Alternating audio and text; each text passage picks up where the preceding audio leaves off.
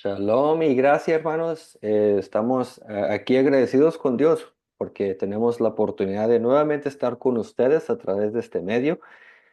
Quiero agradecer a mis hermanos que están aquí también conectados en vivo por apoyarnos aquí con el estudio de la palabra. Y tenemos el día de hoy otro de esos temas que pueden ser controversiales y han sido controversiales a lo largo de la historia eclesiástica, ya que según la interpretación, o más bien según el trasfondo de uno, va a ser la interpretación de lo que vamos a estar estudiando. Y les vuelvo a recordar que estamos estudiando bajo la serie de la vida después de la muerte. El día de hoy estamos continuando con la lección 21. Para los que no han mirado las lecciones pasadas, les pido de favor que regresen y las miren, ya que hay mucha información que ya hemos compartido hasta este punto. Pero el día de hoy, con la gracia y la ayuda de Dios, vamos a estar entrando en el tema 21 titulado La bruja y la transfiguración. Amén. Una vez más, la bruja y la transfiguración. En esta serie hemos explorado las escrituras y descubierto que, a diferencia de la creencia cristiana tradicional influenciada por la filosofía griega, el hombre no posee de un alma inmortal. En cambio, la Biblia describe que cuando el cuerpo humano recibe el aliento de vida, se convierte en un alma viviente o nefesh hayah en hebreo. Al morir, el ser humano deja de ser un alma viviente y cae en inconsciencia. Y como les vuelvo a repetir, este tema ya lo hemos desglosado muy detalladamente en temas pasados, pero nomás para traerles a memoria y refrescarles la mente, les voy a pedir que vayamos a Eclesiastés capítulo 9, versículos 5 al 6, por favor. Porque los que viven saben que han de morir, pero los muertos nada saben, ni tienen más paga, porque porque su memoria es puesta en olvido. También su amor y su odio y su envidia fenecieron ya, y nunca más tendrán parte en todo lo que se hace debajo del sol. Amén. Entonces, hermanos, tenemos esta parte de Eclesiastés donde evidentemente miramos aquí que aquellos que tienen conciencia son los vivos. Dice, porque los que viven saben o tienen conciencia que han de morir. Y luego dice, pero los muertos nada saben. Entonces aquí está haciendo un contraste entre los que están vivos y los que están muertos. Los que están vivos sí tienen conocimiento porque saben, pero los muertos dicen no saben. Y dice, ni tienen más paga, porque su memoria es puesta en olvido. Y luego menciona que también su amor, su odio, su envidia ya desaparecieron, ya no existen. O sea, sus sentimientos ya no existen. ¿Por qué? Porque ya no están conscientes. Entonces, aquellos que defienden la idea de que el alma persiste viva y consciente después de la muerte, citan dos eventos bíblicos como evidencia. Estos eventos son el encuentro del rey Saúl con la bruja de Endor y la transfiguración de Yeshua. Vamos el día de hoy a estudiar y analizar detalladamente estos dos eventos, estas dos narrativas, para ver si en realidad demuestran que los muertos siguen, o sea, conscientes, si están vivos, si el alma es un ente que está ahí flotando y que está consciente. Vamos a ver si esto es lo que enseña la Biblia. Y para comenzar, vamos a ir al relato de la bruja de Endor. Este es el punto número 1 de nuestra lección, la bruja de Endor. El relato bíblico de la mujer o bruja de Endor se desarrolla en un contexto donde Dios había rechazado al reino de Saúl, cortando toda comunicación con él. Mientras tanto, los filisteos reunieron sus fuerzas para atacar a Israel. Ante esta amenaza, Saúl buscó desesperadamente el consejo divino para saber si tendrían el favor de Dios en la batalla, pero Dios permaneció en silencio. Frustrado por la falta de respuesta, Saúl recurrió a consultar a una mujer con espíritu de adivinación, una bruja, lo cual estaba estrictamente prohibido por la Torá. Entonces, hermanos, tenemos aquí a este rey de Israel, quien se supone debe tener conocimiento de los mandamientos del Dios de Israel y ser obedientes a él, a estos mandamientos, pero por su pecado, por su desesperación, ahora está violando la misma ley, la misma Torah que él tenía que defender. Y vamos a ver este relato que se encuentra en Primera de Samuel, capítulo 28, versículos 6 al 7, donde vamos a ver qué fue lo que sucedió. Y consultó Saúl a Jehová, pero Jehová no respondió, ni por sueños, ni por Urim, ni por profetas. Entonces Saúl dijo a sus criados, buscadme, buscadme una mujer que tenga espíritu de pi- pis- pitón, pitón, para que yo vaya a ella y por medio de ella pregunte. A sus criados le res- y sus criados le respondieron, he aquí una mujer en Endor que tiene espíritu de pitón. Ok, Es, no sé qué es eso. muy bien. Sí, la traducción de la Reina Valera 60 dice espíritu de adivinación. Oh, ¿Ok? Más ahorita. adelante vamos a ver el por qué en esa traducción se usa espíritu de Pitón. Vamos a conectar todo, pero el punto aquí es de que según este pasaje, Saúl consultó a una mujer con espíritu de adivinación. En hebreo se le conoce como Baalat Ob. Cuando dice que buscaba una mujer con espíritu de adivinación es Baalat Ob. Ahora, esta frase hebrea literalmente significa señora de Ob. Aunque la palabra hebrea Ob se traduce comúnmente como adivina o hechicera, su significado literal es vaso, contenedor o recipiente. Quiero que quede esto claro. Esta palabra ob, que se traduce como adivinación, tiene el significado literal como vaso, contenedor o recipiente. Es algo que, o sea, en términos modernos, un vaso se utiliza para, por ejemplo, ponerle agua o algún líquido. Es un contenedor, un recipiente. Eso es lo que significa literalmente la palabra Ob. Cuando dice señora de Ob, pudiéramos traducirlo como una señora recipiente. Ahora, les voy a llevar un pasaje bíblico para que vean que la palabra Ob, más bien para confirmarles que la palabra Ob significa vaso, contenedor o recipiente. Vamos a Job 32:19, por favor. Mi vientre está como el vino que no tiene respiradero y se rompe como odres nuevos. Ok, aquí encontramos esta expresión simbólica por parte del libro de Job, donde está hablando aquí que dice que se rompe como odres nuevos. ¿Ustedes saben qué es un odre? Como un jarrón de barro, se podría decir. Bueno, en este contexto, un odre eran pieles de animales que se usaban como un contenedor o un recipiente para el vino.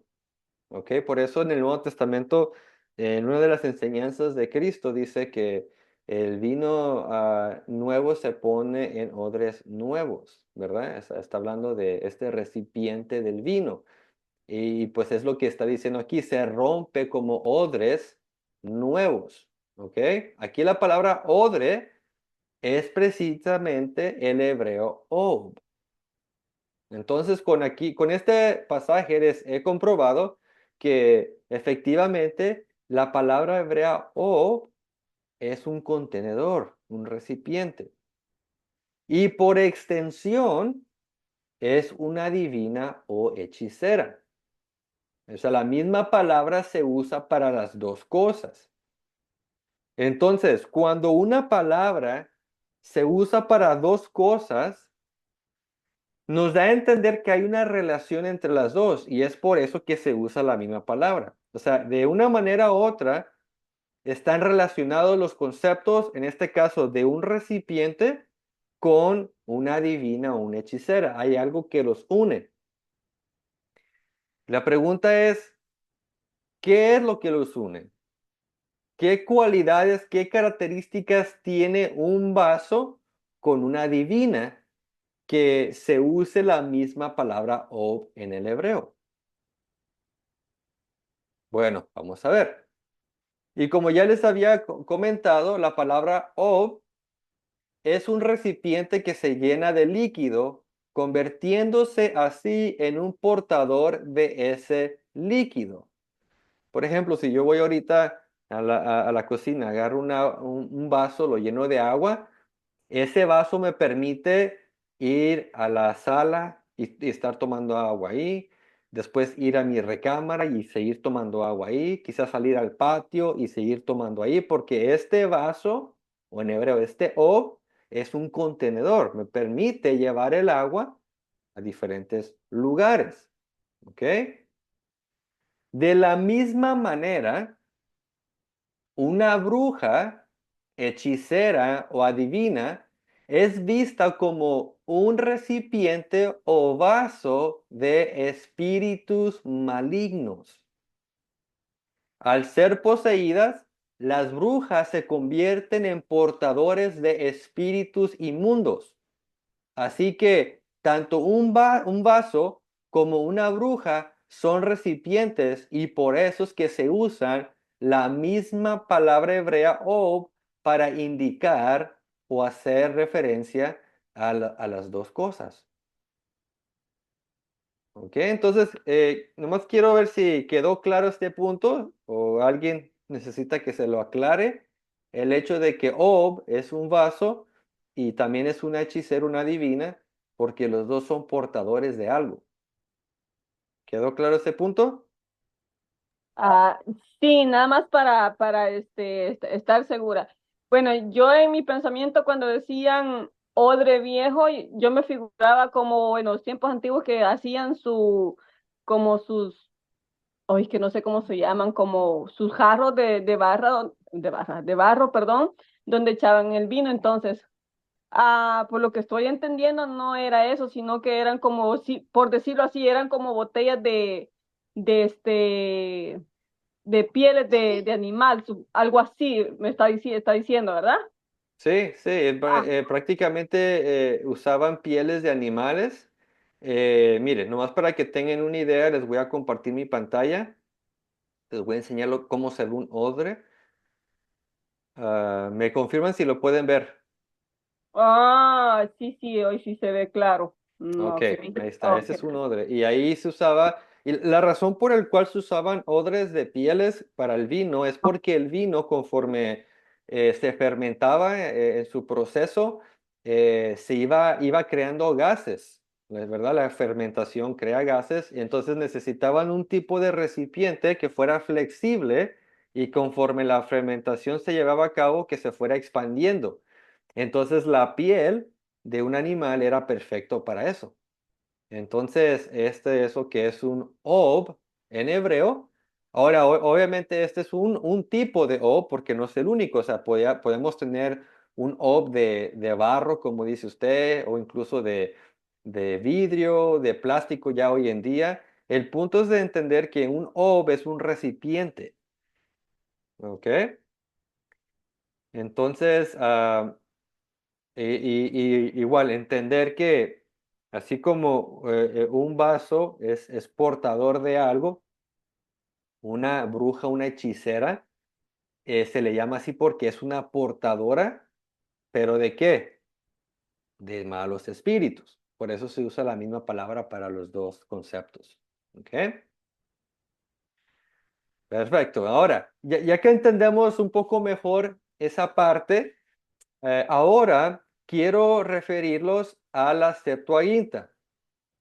Para los que ya tienen tiempo estudiando conmigo, ya deben de saber este término, pero pues si hay alguien aquí que nunca ha escuchado este término, la Septuaginta fue la traducción de las escrituras hebreas, lo que llamamos Antiguo Testamento. Fue una traducción que se llevó a cabo aproximadamente 200 años antes de Cristo y fue hecha al idioma o lenguaje griego. Se considera la primera traducción de las escrituras hebreas. Y este tipo de obra o traducción es muy útil porque nos da un testigo del griego. Ahorita acabamos de ver la perspectiva hebrea de la palabra ob, que es un recipiente, pero ahora vamos a ver desde el griego cómo tradujeron esta palabra, porque nos va a traer más información que nos va a ayudar a entender el tema. Entonces, el término hebreo ob se tradujo en la Septuaginta griega como engastrímudos. Se los voy a poner aquí en el chat. Es una palabra compuesta en engastrímudos. En el griego se compone de la palabra gastro, que me imagino algunos de ustedes deben saber que esto significa panza o estómago. De ahí viene la palabra gastronomía, que es el arte de comer, bueno, de hacer alimentos para comer, la gastronomía. Entonces, gastro, y la otra palabra es muthos. Muthos en el griego significa hablar o pronunciar. Por lo tanto, la palabra ob, que se tradujo como engastrimuthos en el griego, se puede entender literalmente como alguien que habla desde la panza. Y algunos de ustedes pues han de decir, qué raro, ¿cómo que hablar de la panza o hablar del estómago? Bueno, este tipo de concepto se relaciona con la palabra ventrílocuo, ¿verdad? Que es cuando alguien tiene un títere y habla como si fuera el títere, es hablar del estómago. Incluso la palabra ventrílocuo, ventri, viene de vientre, que pues es lo mismo que la panza, y locuo, de hablar. Así que ventrílocuo es alguien que habla del vientre.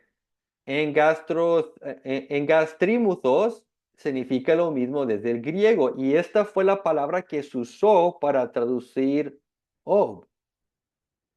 Entonces, lo que entendemos ahora que tenemos estos dos conceptos, el hebreo ob y ahora el griego, el gastrímuthos, es de que una divina es como un vehículo o portadora de un espíritu inmundo y desde el griego entendemos que la función de este espíritu dentro de la bruja es de funcionar como un ventrílocuo.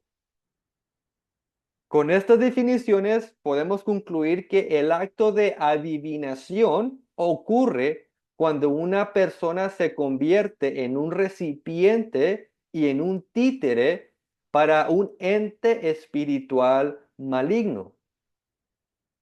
Entonces, esto es lo que encontramos con la mujer de Endor o esta bruja que aquí el rey Saúl va a consultar. Este es el tipo de trabajo, si se le puede llamar así, que tenía esta persona, que ella se abría para que los malos espíritus entraran en ella, tomaran posición de su vida, y luego estos malos espíritus hablaban por medio de ella. Eso es lo que era un Baalat Ob, una señora de Ob, que ya en nuestro lenguaje le ponen una mujer con espíritu de adivinación. pero todo esto es lo mismo. ¿Ok?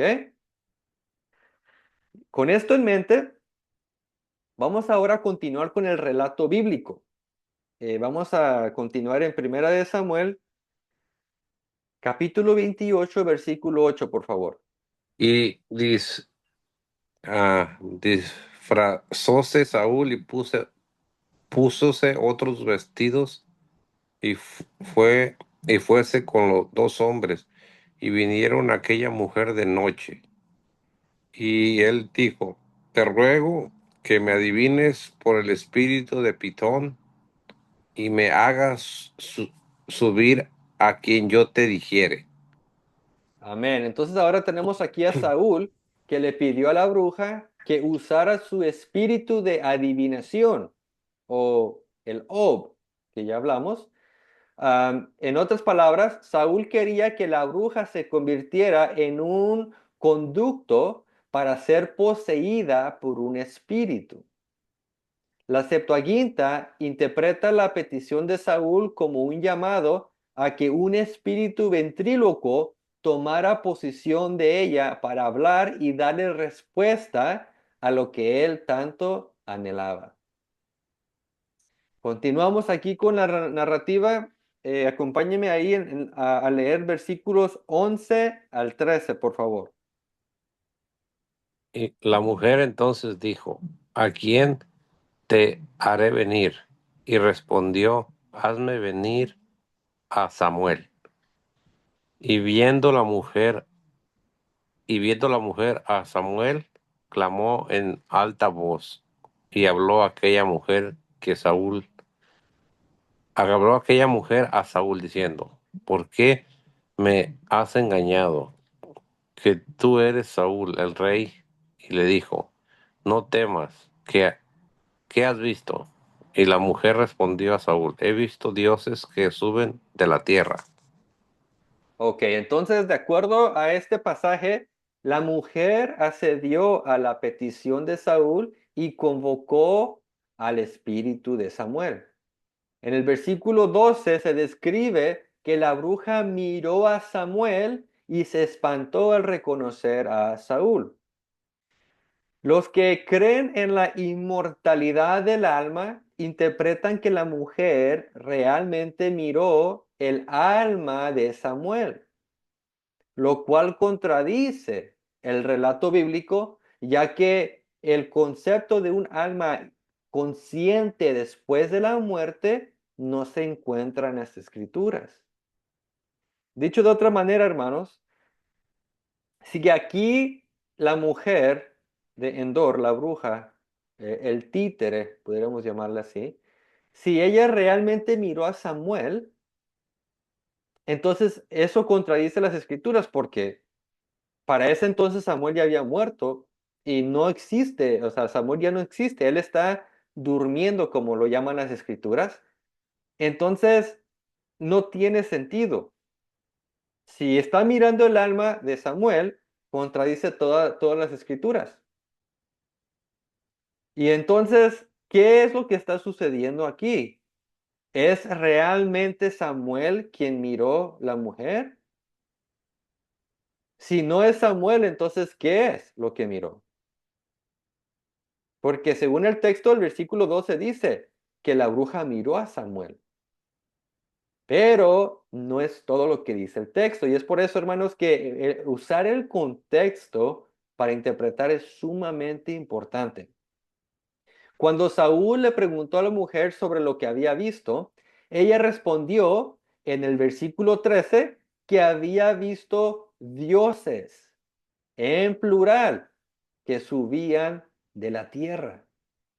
Entonces, fíjense, el versículo 11, o disculpen, el versículo 12 dice que miró la mujer a Samuel, pero ya después, en el versículo 13, dice que la mujer miró dioses. Entonces, ¿cómo está el asunto? ¿Miró a Samuel o miró a dioses? Y si la gente pusiera atención a esta distinción, creo que les abriría la puerta para entonces continuar indagando, porque muchos ahí quedan. se quedan con el versículo 12. Dice, pues es que aquí dice que miró a Samuel. Bueno, es lo que la Biblia dice y es lo que vamos a creer. Así que Samuel está vivo después de la muerte, entonces es un alma que está ahí consciente. Pero no, hermanos. Si continuamos a leer, las mismas escrituras nos van a decir qué es lo que está mirando. Entonces tenemos que reconciliar o armonizar o correctamente interpretar el texto para ver qué es lo que está sucediendo. Entonces, el versículo 13 dice que la mujer miró dioses en plural que salían de la tierra. Ahora, la palabra hebrea para dioses es Elohim, que deriva de la raíz hebrea el. Y esta palabra el significa poder. Por lo tanto, Elohim se interpreta como un ser o seres poderosos.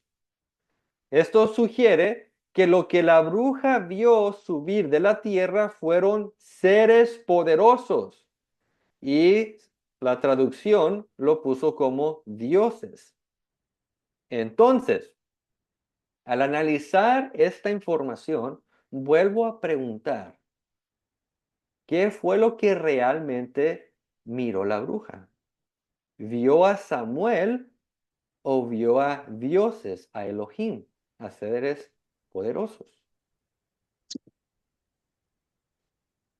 Yo creo que lo que vio fue espíritus, porque no podía ver a Samuel, porque el profeta pues ya estaba muerto.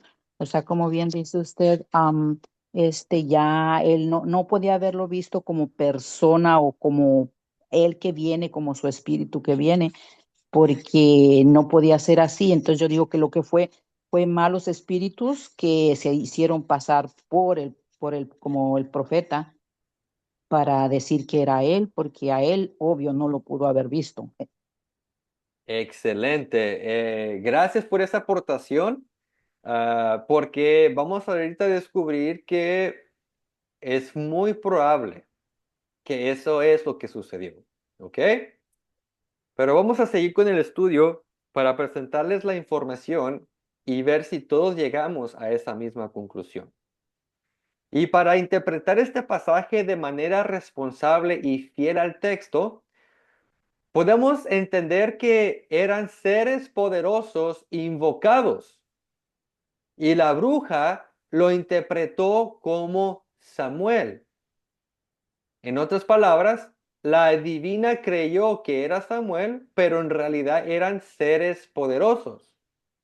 Ahora, una pregunta, ¿qué seres poderosos pudieron haber o pudo haber invocado la bruja? En otras palabras, ¿qué tipo de entes poderosos fue lo que invocó la bruja en este caso? Y pues aquí ya se trajo a la mesa que quizás era un espíritu engañoso. Y vamos a ver a través de la historia eclesiástica, les voy a proveer de tres fuentes o tres hombres líderes del movimiento cristiano para que vean que la interpretación que se le ha dado es una interpretación que no sugiere que es el alma literal de Samuel, sino que es, como ya se dijo, espíritus engañosos, seres poderosos, o como dice el hebreo, Elohim. Primero les voy a presentar a un padre de la iglesia. Cuando hablamos de padres de la iglesia, estamos hablando de líderes que tomaron el liderazgo de la iglesia entre el primer y tercer siglo. Algunos lo expanden un poco más al cuarto y quinto siglo. Pero aquí les voy a presentar a Tertuliano. Es uno de los padres de la iglesia más famosos. Viene de un trasfondo griego, pero pues me interesa cómo es que este hombre interpretó este pasaje. Tertuliano, en su obra llamada De Anima, que se traduce como sobre el alma, en el capítulo 57 escribió lo siguiente: porque de hecho no era menos que esto lo que antiguamente se permitía al espíritu pitónico o ventriloquista, incluso para representar el alma de Samuel cuando Saúl consultó a los muertos después de a Dios. Sin embargo, sin embargo, Dios no permita que supongamos que el alma de cualquier santo, mucho menos de un profeta, pueda ser arrastrado fuera de su lugar de descanso en Hades por un demonio. Sabemos que Satanás mismo se transforma como un ángel de luz. Tertuliano dice, no es lógico, no es posible que Dios permita que un santo que haya muerto, que sea arrastrado por un demonio. Dice, no puede ser Samuel, literalmente. Ahora les voy a presentar a Juan Calvino. Este vivió en la Edad Media, en el siglo XV al XVI. En su sermón número 100, que habló sobre Primera de Samuel 28, que es el pasaje que estamos estudiando, él dijo lo siguiente: un fantasma, digo, ya que es cierto que no fue verdaderamente Samuel, porque Dios nunca habría permitido que su profeta fuera sometido a conjuros tan diabólicos.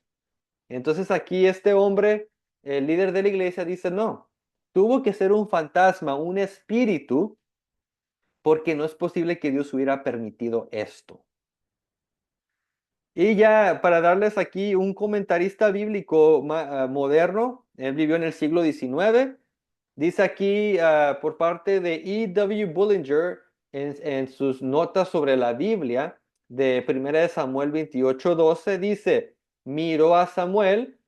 Dice, o la materialización de un espíritu engañoso que se hace pasar por Samuel, como lo hacen los espiritistas hoy en día. Entonces, hermanos, aquí les presento tres fuentes de diferentes hombres a lo largo de la historia que presentan la posibilidad de que los dioses que la bruja invocó no eran Samuel, sino fueron espíritus o demonios que se disfrazaron como Samuel el profeta. En otras palabras, no era Samuel literalmente, no era su alma, sino un espíritu maligno que buscaba engañar a Saúl.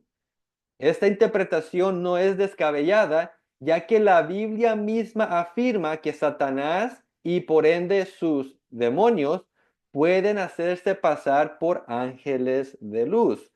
Vamos a leer este pasaje de la Biblia en 2 de Corintios, capítulo 11, versículos 14 al 15. Y no es maravilla porque el mismo Satanás se disfraza como ángel de luz.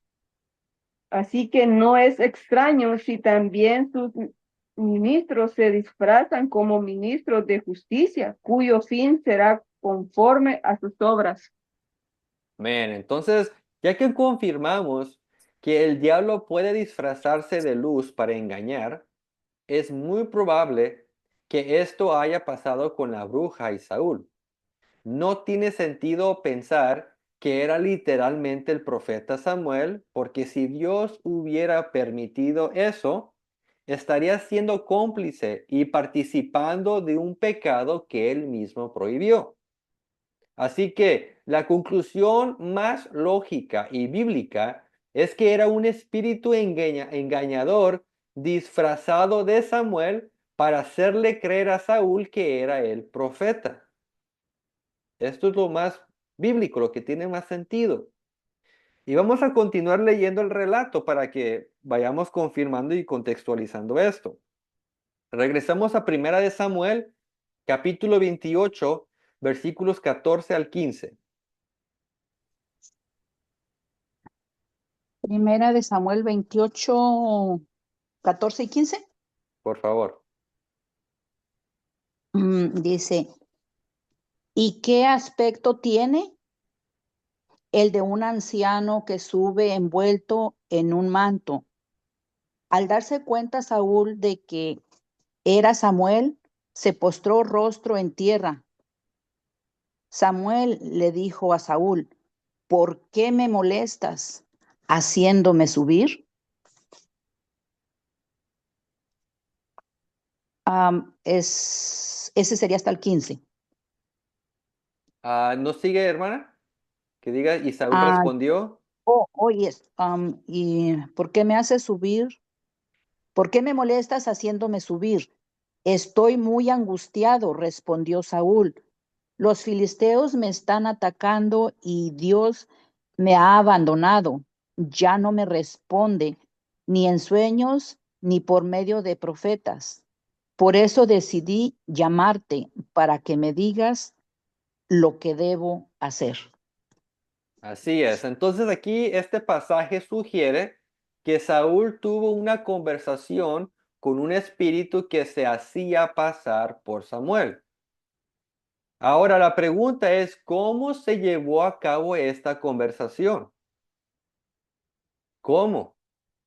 Obviamente dice la palabra que estaba hablando, tenía una conversación con este ente, con este espíritu. Pero ¿cómo se llevó a cabo la conversación? Recordemos que cuando la bruja practicaba su adivinación, se convertía en un recipiente para un espíritu inmundo. Así, cuando este espíritu se posesionaba de ella, actuaba como un ventrílocuo. Por lo tanto, la conversación entre el espíritu engañador y Saúl ocurrió a través de la bruja. Recuerden que la bruja era un recipiente de este espíritu. El concepto de un espíritu tomando posesión de una persona para hablar no es sola, o no se encuentra únicamente en el Antiguo Testamento. También tenemos un relato en el Nuevo Testamento que viene a confirmar este suceso. Así que ahora les voy a invitar que me acompañen al libro de los Hechos, capítulo 16, versículo 16 al 18. Y aquí vamos a entrar un poco más a profundidad en el porqué es de que a veces se le llama espíritu pitonizo o de pitón. Hechos 16, ¿qué hermano? Perdón. 16 al 18. Pero es Hechos 16. Así es. Versículos 16 al 18. Dice, una vez cuando íbamos al lugar de oración, nos salió al encuentro una joven esclava que tenía un espíritu de adivinación. Con sus poderes ganaba mucho dinero para sus amos. Nos, nos seguía a Pablo y a nosotros gritando, estos hombres son siervos del Dios Altísimo y les anuncian a ustedes el camino de salvación. Así continuó durante muchos días. Por fin Pablo se molestó tanto que se volvió y reprendió al espíritu en el nombre de Jesucristo. Te ordeno que salgas de ella. Y en aquel mismo momento el espíritu la dejó. Amén. Entonces aquí, hermanos, tenemos este pasaje de Pablo que tuvo este encuentro con una joven que poseía un espíritu de adivinación. La frase griega que encontramos en este pasaje, que se traduce como espíritu de adivinación, se traduce del griego pneuma pithona. Que una vez más, pneuma pithona, y se los voy a poner aquí en el chat. Esta frase literalmente significa espíritu de Pitón, pneuma pithona. Para entender este concepto un poco mejor, hay que consultar la mitología griega, donde Delfi, una región en Grecia, era, según la mitología, protegida por una gran serpiente llamada Pitón. Una vez más, según la mitología, esta región llamada Delfi era protegida por una gran serpiente que se llamaba Pitón. La mitología dice que el dios Apolo mató a Pitón y asumió el control de Delfi y de su sacerdotisa que se llamaba Pitia, quien tenía el don de adivinación.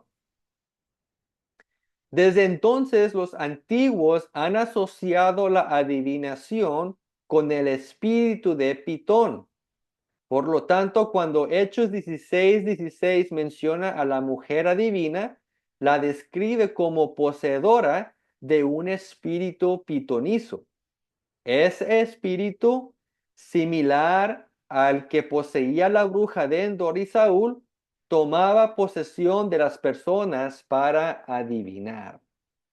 Y es por eso que en ciertas traducciones, hermanos, vamos a ver que en vez de decir espíritu de adivinación, va a decir espíritu de Pitón, porque se está hablando de lo mismo. El espíritu de Pitón es este espíritu que posesiona a la persona y luego comienza a hablar a través de la persona. Y esto fue lo que encontramos en el caso de la bruja de Endor. Un Elohim, un Dios o un poderoso, en este caso entendemos que es un espíritu poderoso, tomó posición de la bruja y comenzó a hablar como si fuera Samuel. Pero no era Samuel. Porque ¿cómo es posible que Dios iba a permitir que un hombre tan santo como el profeta Samuel fuera arrastrado por este gran pecado? Ni Dios lo quiera. Y también no es posible porque no existe un alma de Samuel.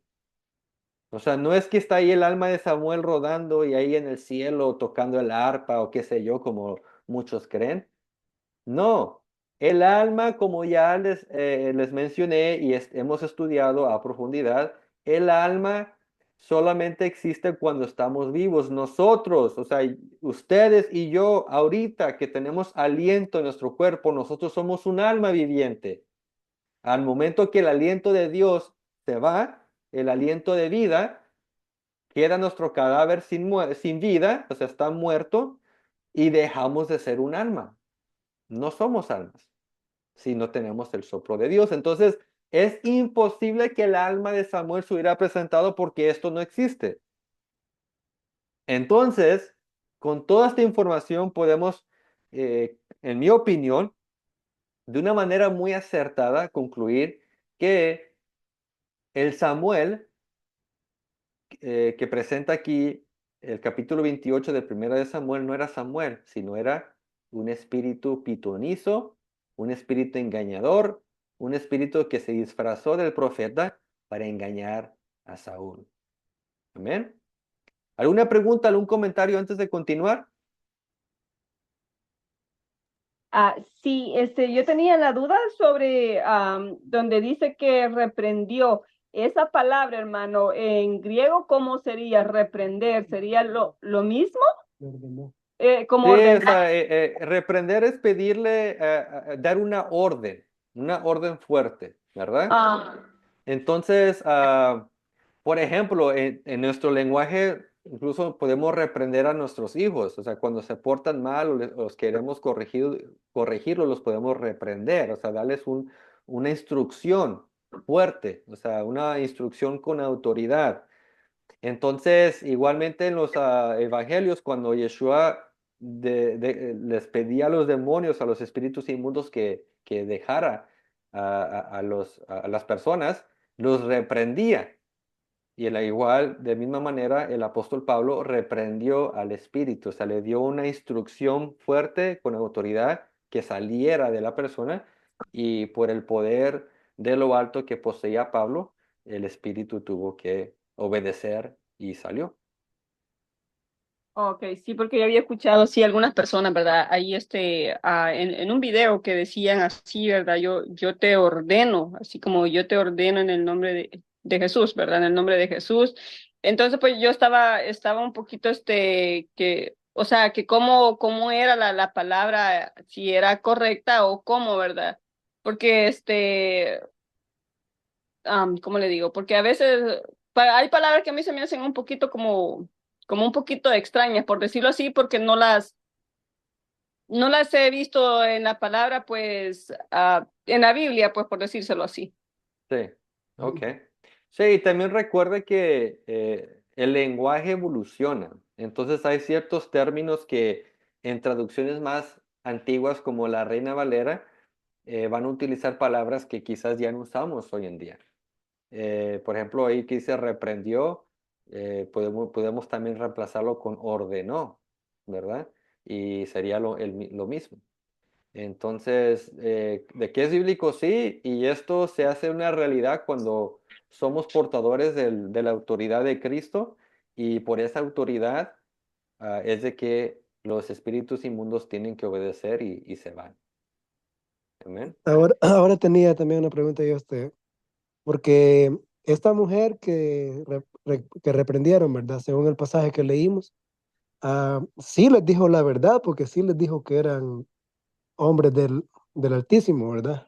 Sí, Entonces, o sea, él les dijo una verdad y ellos reprendieron el espíritu, ¿verdad? Pero también en Samuel, si no me recuerdo, dice que también les dice qué es lo que va a pasar con sus hijos, ¿verdad? Con él y con su reino. Les dice, sí, creo que les dice mañana, luego les dice la fecha, ¿no? Cuando, o sea, el día, sí, cuando ellos van a perecer. Entonces, también le adivinó, o sea, significa que también pueden adivinar, porque adivinar significa, para mí significa algo que pueda suceder o algo que no pueda suceder, ¿verdad? claro, Entonces, sí, sí. Sí, o sea, significa de que el puede. hecho de que el espíritu inmundo esté hablando no significa que lo que va a declarar sean mentiras.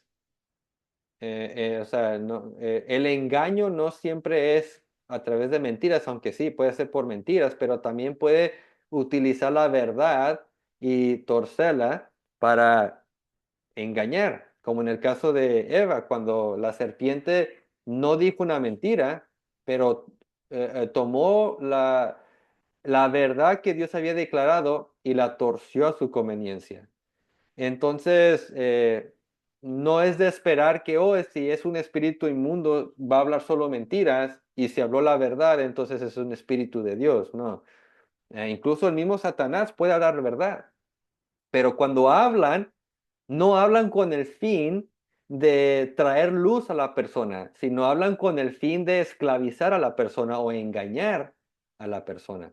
Ese es el fin por el cual ellos operan, porque obviamente a ellos no les conviene que las personas sean salvas. Entonces, es el fin por el cual ellos engañan. ¿Alguien más? ¿Pregunta, comentario? Sí, lo mismo que dijo el hermano, pero entonces, ¿cómo es que ellos sabían que eso era verdad? O sea, no era un secreto, era algo público que todos sabían, que el reino, que ya había terminado su ciclo de su reino de Saúl. No, no era algo que todos sabían. Entonces, Eh, pero eh, ¿cómo ellos lo saben? Entonces, ¿cómo no hay un secreto? Entonces, en eso, si el profeta se lo había profetizado a Saúl, era algo, me imagino, entre ellos. ¿Cómo es que el espíritu este que estaba hablando lo sabía? Mira, cuando Yeshua anda caminando y que se encuentra con un hombre endemoniado, los espíritus comienzan a clamar, he aquí el Hijo del Dios Altísimo. Correcto, eso entiendo. Ajá. Y Yeshua no había declarado tal cosa. ¿Cómo es que ellos sabían? Por eso, esa es mi Ajá. pregunta. Entonces, sí, o sea, los espíritus obviamente ellos saben y igual no vamos a pretender que nosotros vamos a conocer exactamente cómo ellos funcionan, pero han de tener un sistema de comunicación muy buenísimo que entre ellos mismos saben lo que está sucediendo. O sea, ellos pueden saber lo que ocurre aquí en nuestra plana física desde la plana de ellos, que es una plana espiritual. Mm. Entonces, Entonces, como quien dice, pudieron escuchar la conversación que tuvo el profeta con Saúl. y no Sí, solamente escuchar, pudieron estar ahí presentes, ok, entonces, ok, ¿verdad? ese es mi punto. Vamos a decir que cuando le declaró esto el profeta a Saúl, que le dijo que su reino había terminado, que iba a ser quitado para dárselo a David, entonces eso ya lo sabían. Ujú, sí. Claro. Porque no le está En- echando mentiras, obvio. Como dices tú, pueden decir mentiras, pueden decir verdad, pero el punto es cómo le está diciendo la verdad. Exactamente. ¿Verdad? Si ya estaba Sí, declarado, pues ya estaba declarado, es algo que iba a pasar, y ese no iba a cambiarse, ¿verdad? así es. Ok. Sí. Ujú. ¿Alguien Bueno. más? ¿Pregunta, comentario? Bueno, entonces parece que no. Vamos a continuar con la segunda parte que es más corta. Vamos ahora a hablar sobre la transfiguración. Amén. Y les voy a pedir que me acompañen al Evangelio de Mateo, capítulo 17, versículos 1 al 9. Mateo 17, 1 al 9 dice, 6 días después Jesús tomó consigo a Pedro, a Jacobo y a Juan, el hermano de Jacobo, y los llevó aparte a una montaña alta. Ahí se transfiguró en presencia de ellos, su rostro resplandeció como el sol y su ropa se volvió blanca como la luz. En esto se les aparecieron Moisés y Elías conversando con Jesús. Pedro le dijo a Jesús, Señor, qué bien que estemos aquí. Si quieres, levantaré 3 albergues, uno para ti, otro para Moisés y otro para Elías. Mientras estaban aún hablando, apareció una nube luminosa que los envolvió, de la cual salió una voz que dijo, Este es mi Hijo amado, estoy muy complacido con él, escúchenlo. Al oír esto, los discípulos se postraron sobre sus rostros, aterrorizados. Pero Jesús se acercó a ellos y les tocó. Levántense, les dijo, no tengan miedo. Cuando alzaron la vista, no vieron a nadie más que a Jesús.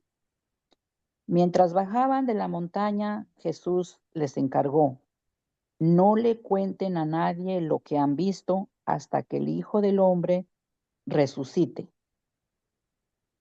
Amén. Esa Ah, hermana, ¿qué versión está leyendo? es la nueva versión internacional. Ok. Ahí hay una palabra que no traduce bien esa versión y pues al no traducirla bien como que se rompe el punto aquí. Pero déjenles leo yo la Reina Valera, que es un poco más literal. Les voy a leer el versículo 9. Dice, cuando descendieron del monte, Jesús les mandó diciendo, no digáis a nadie en la visión hasta que el Hijo del Hombre resucite de los muertos. Así es como termina el pasaje. Y hermanos, aquí tenemos el evento que tradicionalmente se le ha llamado la transfiguración de Yeshua. Y este pasaje, este evento, se usa frecuentemente para enseñar el concepto del alma inmortal, dado que Moisés y Elías, quienes habían muerto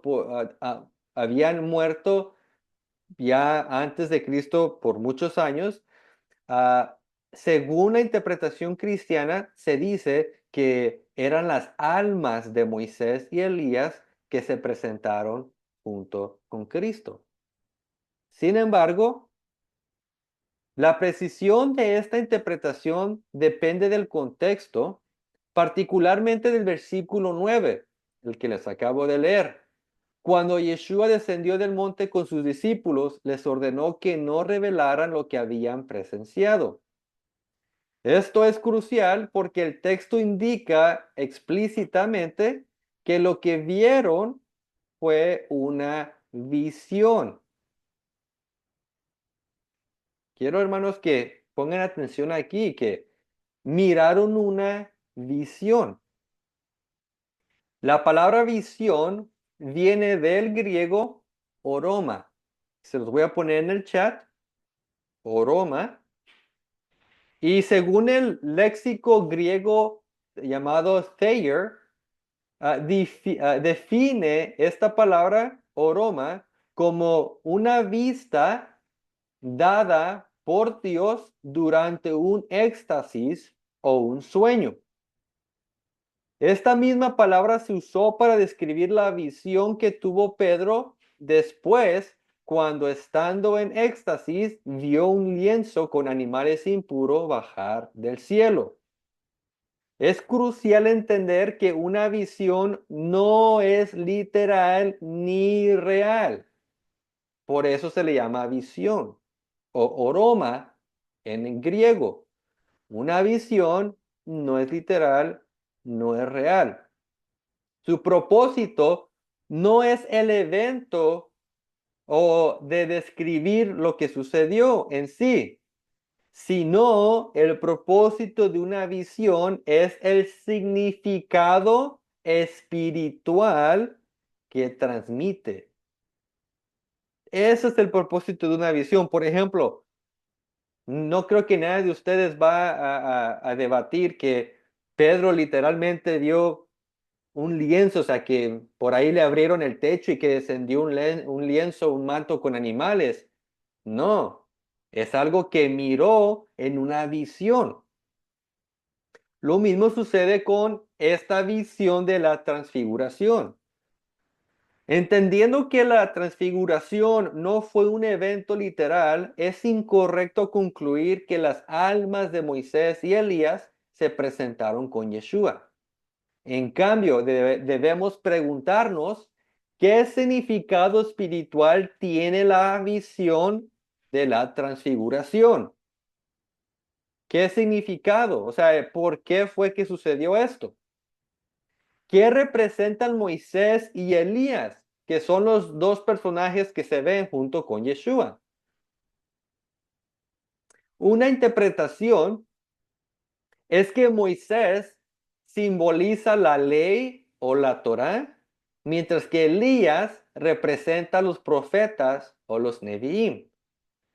Con esta perspectiva, la visión parece indicar que la ley y los profetas confirman a Yeshua como el cumplimiento de las profecías mesiánicas. Recordemos, hermanos, que en las escrituras, desde Génesis hasta Malaquías, que pues tenemos a Moisés quien escribió los primeros 5 libros y después de ahí vienen los profetas y los escritos. Dentro de estas escrituras contienen profecías. Profecía es algo que Dios declaró a través de un hombre, de un profeta. Muchos de los casos, una profecía es de algo que va a ocurrir en el futuro. Entonces, dentro de la categoría de profecías en la Biblia, existe una subcategoría llamada profecías mesiánicas, que son estas profecías sobre el Mesías que iba a venir. Entonces, estas profecías que encontramos desde la Torá y los profetas, simbólicamente desde Moisés y Elías, son estas que nos ayudan o nos guían para identificar al Mesías verdadero. Y entonces, ahora que tenemos este entendimiento, pudiéramos llegar a la conclusión de que el motivo por el cual tenemos a Moisés y a Elías con Yeshua es para indicarnos que Yeshua es el Mesías prometido por Moisés y por los profetas. Creo que esto es lo que está tratando de indicar el texto. Y tenemos pasajes del Nuevo Testamento que igualmente declaran lo mismo, que Yeshua es el cumplimiento de Moisés y los profetas. Acompáñenme a Juan capítulo 1, versículo 45, por favor. Adelante. Dice, Felipe buscó a Natanael y le dijo, hemos encontrado a Jesús de Nazaret, el hijo de José, aquel de quien escribió Moisés en la ley y de quien escribieron los profetas. ¿Hasta cuál? Hasta ¿Hasta cuál? ahí, gracias. Ah, Entonces podemos ver aquí, según el Evangelio de Juan, que Jesús es aquel quien escribió Moisés y los profetas. En otras palabras, Jesús es el cumplimiento de la Torá y los profetas, de la ley y los profetas. So, aquí hay esta conexión. Y luego, más adelante, o más bien en el Evangelio de Mateo, el mismo Cristo declara unas palabras poderosas. Vamos a Mateo 5:17.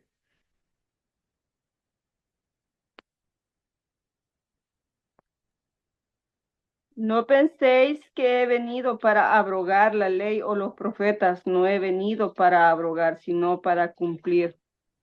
Así es. So dice, vine para cumplir lo que está en la ley y los profetas. O sea, Cristo es el cumplimiento de todo lo que escribió Moisés en cuanto al Mesías y todo lo que escribieron los profetas en cuanto al Mesías en Cristo se cumple. Entonces, hermanos, vemos aquí que el Nuevo Testamento presenta a Yeshua como el cumplimiento de las profecías mesiánicas que teníamos en la ley y en los profetas, en la Torá o los Nevi'im. Por lo tanto, la aparición de Moisés y Elías en la visión significa que Yeshua es el verdadero Mesías que estuvo prometido en la Torá y en los profetas por cientos de años. Y como conclusión, hoy hemos estudiado cuidadosamente los relatos bíblicos de la bruja de Endor y la transfiguración de Cristo. Hemos comprobado que estos eventos no comprueban la postura de que las almas de los muertos siguen vivos y conscientes. Por lo tanto, la postura de que al morir dejamos de existir hasta la resurrección de los muertos sigue siendo la postura más bíblica y es la que hemos estado confirmando a lo largo de esta serie. Amén. Así que, ¿alguien ya para concluir quiere compartir algún comentario o tiene alguna pregunta? Aquí voy yo otra vez. Cuando estábamos leyendo Samuel 28, que usted preguntó, ¿verdad? Que cómo es que, o sea, cómo es que se dio la plática entre la bruja y Saúl. Y estábamos mirando que en el capítulo 13, allí dice, ¿por qué me has engañado? Le dice al rey Saúl. Entonces, bueno, lo que yo puedo deducir allí, que en ese momento ya lo que sea que ella tenga ahí, los espíritus inmundos, ya estaban en ella. O sea que ya eran ellos los que estaban hablando, ya no era ella. Así es. Bueno, aquí viene un punto también que no lo había puesto, pero ya que usted lo trajo, pues ya, vamos a hablar de él. Dice la escritura que Saúl se había encubierto, ya se había disfrazado, no sé cómo o qué había hecho. El punto es de que él iba de una manera que no lo pudiera identificar como rey. Entonces, resulta que al momento que esta mujer hace su conjuro, lo que hacían para que fueran poseídas por el espíritu pitonizo, en ese momento es que ella llega a realizar que era Saúl. ¿Cómo es que se dio cuenta? Mi, mi observación es de que fue cuando fue poseída. Ya aquí el espíritu que pues obviamente sabía que era Saúl, le dio a entender a la bruja que era Saúl. Así es como yo lo entiendo. Entonces, pues aquí llega a confirmar el hecho de que pues ahí ya estaba poseída por este espíritu y que no era Samuel. Eso era todo. Hermano, entonces por eso, ay, perdón. Entonces, por eso a veces la gente tiene la costumbre, porque yo he escuchado que dice, oh, tienes espíritu de pitonisa, cuando es la gente que adivina. Entonces Así me es. imagino que eso viene de ahí, pues de lo que se está mencionando ahorita, de la bruja, Sí. por lo de la adivinación. Sí, así es. Incluso, aunque se utiliza la palabra adivinación y lo entendemos como pues, saber algo del más allá, eh, ese principio de adivinación es simplemente el extraer información que no sería posible extraer tradicionalmente como nosotros lo hacemos, que viene siendo comunicándonos entre nosotros, o sea, ir y hablar con tal persona y indagar, informarse. En el caso de la adivinación es obtener información de un ente espiritual fuera de nuestro ámbito natural.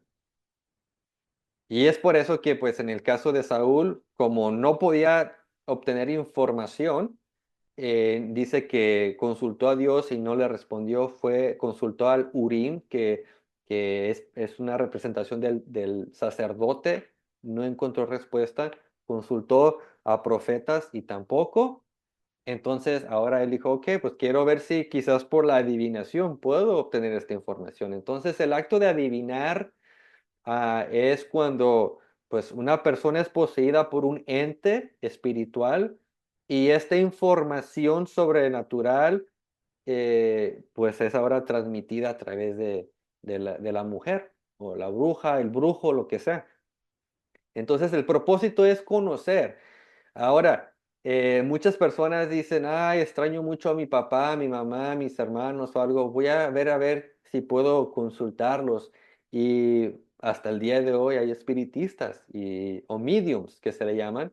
Y según ellos que, oh, sí, ya me conecté con tu papá y tu papá te dice esto y lo otro. Y comienza a decirle cosas de la niñez, o sea, cosas muy personales que dice la gente, pues tiene que ser mi papá, mi mamá, mi hermano, porque o sea, nadie más pudo haber conocido esta información. Pero es que no es papá, mamá, los hermanos, un familiar, es un espíritu que conoce las vidas de estas personas y por lo tanto cuando habla, habla como si fuera tal persona. Ese es el espíritu pitonizo, que hasta el día de hoy se mueve. No es nada nuevo. También sería lo mismo cuando, en este caso, pues se está hablando de adivinación y de decir cosas de las personas que ya no están.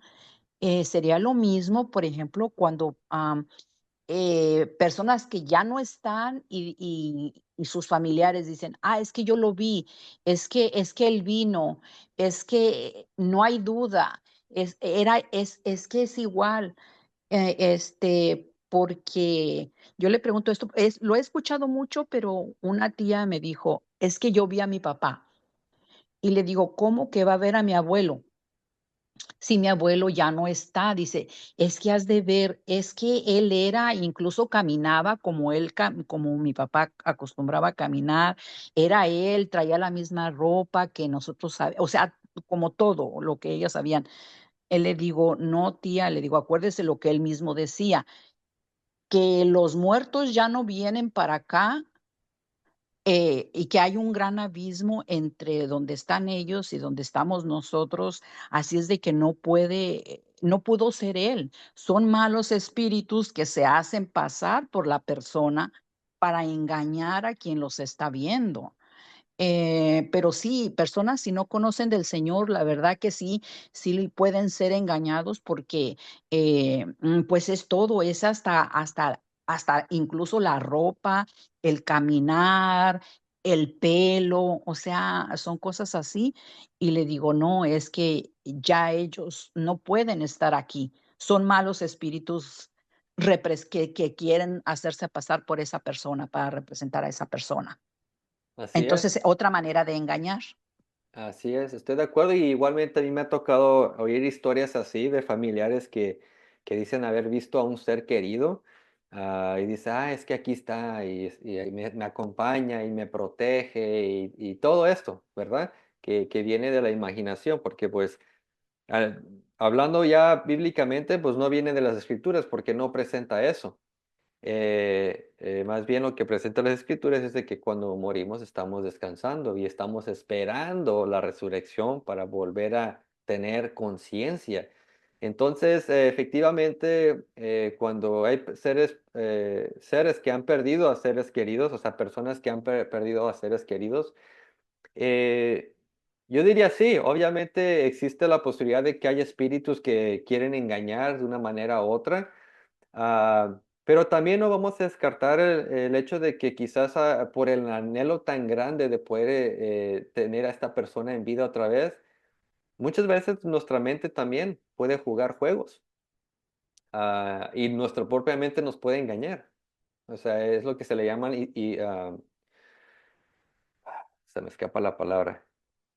En inglés es hallucinations, y se me olvida, ilusiones, no sé si es ilusiones. Pero pues el punto es de cuando la mente nos hace ver algo que no es real. Entonces, hermanos, es de tener cuidado, y más que nada, todo este tipo de cosas se presta a causa de la ignorancia. Hablando ya desde el punto de que a nuestro pueblo, pues, y no solamente a nosotros, sino por a nivel mundial, se le ha vendido el hecho de que según ah, la religión, pues tenemos un alma inmortal y que si es inmortal, cuando morimos sigue rondando por ahí y se puede aparecer. Pero si desde el tronco mochamos esa idea, entonces no cabe lugar para eso, porque sabemos a la raíz de la palabra que no es posible, porque cuando murió Pepe, Pepe ya no existe. Cuando murió María, ya no existe María. Y cualquier ente que se haga pasar por ellos, no es posible que sean ellos. Entonces tiene que ser un espíritu pitonizo, engañador. Y pues eso no viene de Dios. Amén. Así que espero, hermanos, que les haya quedado claro el tema del día de hoy. Pues ustedes ya saben que está quedando grabada la lección si la quieren repasar. Mis hermanos que están mirando ahí la grabación en YouTube, gracias por tomarse el tiempo de estar con nosotros. Espero que se hayan edificado a través de esta lección. Y dejen ahí sus comentarios. Si les gustó, dejen un like. Y si Dios les pone en el corazón compartir la enseñanza, por favor lo hacen. Entre más lo comparten, más personas pueden recibir esta información y ser edificadas. Y mientras tanto, pues hermanos, mis deseos que Dios los bendiga y nos miramos la próxima vez. Que tengan una semana próspera. Adiós.